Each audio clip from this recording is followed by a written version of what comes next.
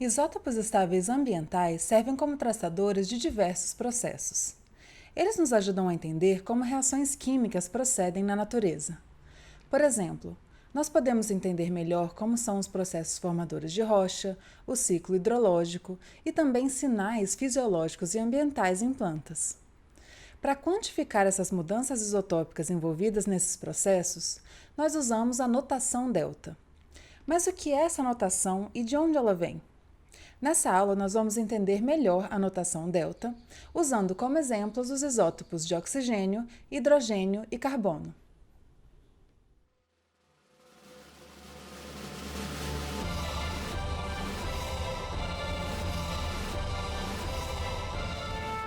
Primeiro, nós sabemos a abundância terrestre destes isótopos estáveis.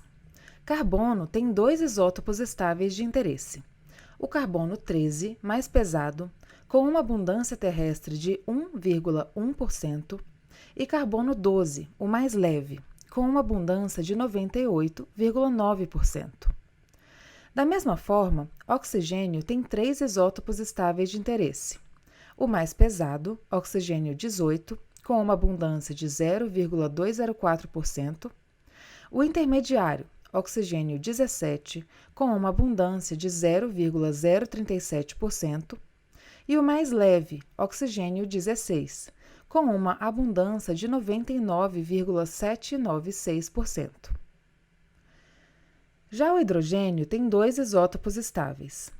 O hidrogênio 2, que é chamado deutério, tem uma abundância de 0,15%, enquanto o hidrogênio, que a gente chama só de hidrogênio mesmo, tem uma abundância de 99,85%. Os isótopos ambientais estáveis são medidos como razões entre os dois isótopos mais abundantes de um dado elemento. Você deve ter notado que o mais abundante é sempre o mais leve, e o segundo mais abundante é sempre o mais pesado, com abundância bem pequena. Exatamente por isso, os isótopos mais pesados são chamados de isótopos raros. Nós estamos sempre olhando para a diferença de abundância entre o isótopo raro, ou mais pesado, e o isótopo mais abundante, ou mais leve. Dessa forma, baseado em abundâncias naturais, a razão entre oxigênio 18 e oxigênio 16 é 0,00204. A razão entre deutério e hidrogênio é 0,015 e a razão entre carbono 13 e carbono 12 é 1,11. Agora, cada um destes isótopos pesados e leves podem fazer parte de moléculas que vão ter massas diferentes de acordo com os isótopos que as compõem. Por exemplo, alguns dos arranjos de isótopos na água produzem compostos com massas diferentes. Uma molécula de água pode ter massa 20, quando temos dois hidrogênios com massa 1 e um oxigênio com massa 18. Ou pode ter massa 19, quando temos um hidrogênio de massa 1, um deutério de massa 2 e um oxigênio de massa 16. Ou ainda pode ter massa 18, quando temos dois hidrogênios de massa 1 e um oxigênio de massa 16.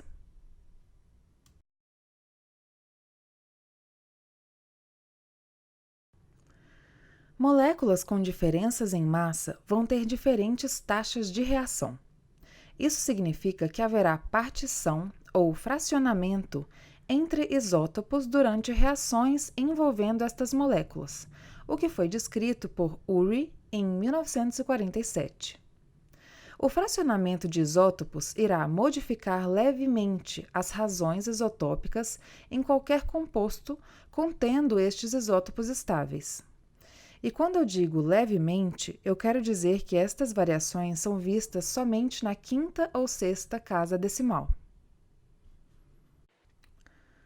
Medir uma razão ou abundância isotópica absoluta não é fácil, mas felizmente o que estamos interessados em fazer é comparar a variação na concentração de um isótopo estável em relação a uma concentração conhecida de isótopos, ao invés de medir uma razão verdadeira, o que é difícil de fazer. Nós fazemos isso medindo uma razão aparente na amostra, o que pode ser feito facilmente utilizando espectrometria de massa e, em seguida, medindo uma razão conhecida de referência na mesma máquina. Desta forma, temos condições de comparar nossa amostra a esta referência. Isto é expresso usando a notação delta. Aqui temos o delta de um nuclídeo, onde NU significa nuclídeo. O delta de um nuclídeo é a concentração isotópica expressa como a diferença entre as razões medidas da amostra e referência sobre a razão da referência.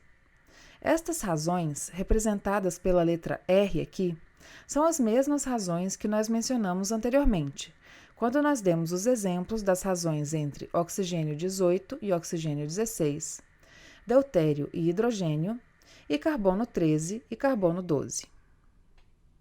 Como os processos de fracionamento vão causar variações muito pequenas nas concentrações isotópicas, os valores delta serão expressos em partes por mil, ou per mil, de diferença a partir da referência. Para obtermos o valor per mil, multiplicamos tudo isso por 1000.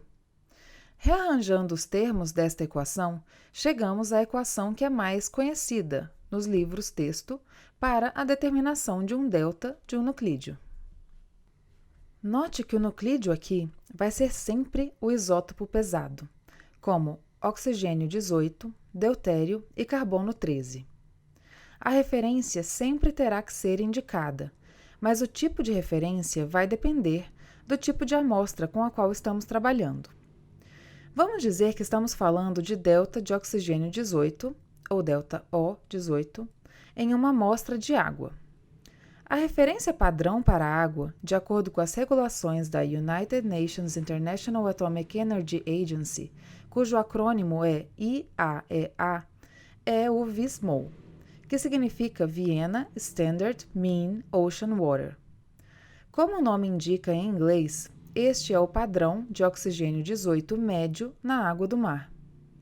Então, nesse caso, nós escreveríamos que o delta O18 é igual à razão entre oxigênio 18 e oxigênio 16 na amostra sobre a razão entre oxigênio 18 e oxigênio 16 no VSMOL menos 1. E qual seria o valor delta per mil do VSMOL? Vamos ver na equação. Se quisermos saber o valor de VSMOL, isso significa que VSMOL é a nossa amostra. Mas também é a nossa referência, porque é uma amostra de água. Portanto, a razão entre estas razões seria 1, já que são iguais. 1 menos 1 é igual a 0. Portanto, o valor delta do VSMOL é sempre 0 per mil, e isso vale também para qualquer outro material de referência que utilizamos para outros materiais. Então, vamos ver o que alguns valores de delta podem significar. Se nós tivermos um valor de delta per mil que é positivo, vamos supor, mais 10 per mil, isso significa que nossa amostra tem 10 per mil, ou 1%, mais oxigênio 18 do que o VSMOL. Nesse caso, nós geralmente dizemos que a amostra está enriquecida em 10 per mil.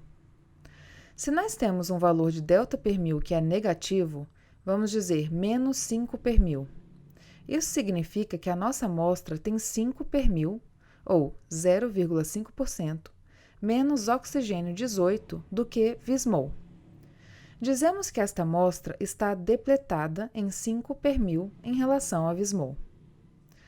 Tendo uma amostra que é 10 per mil enriquecida e outra que é 5 per mil depletada a partir do VSMOL, que é o valor padrão para a média das águas oceânicas, nós podemos inferir possíveis trajetórias das nossas amostras de água no ciclo hidrológico e os processos de fracionamento envolvidos. Alguns desses processos são evaporação e precipitação, por exemplo. Assim como o VSMOL é a referência usada para hidrogênio e oxigênio em água, existem outros padrões, ou referências. aceitos para outros materiais e isótopos de interesse. Isso está mostrado nesta tabela.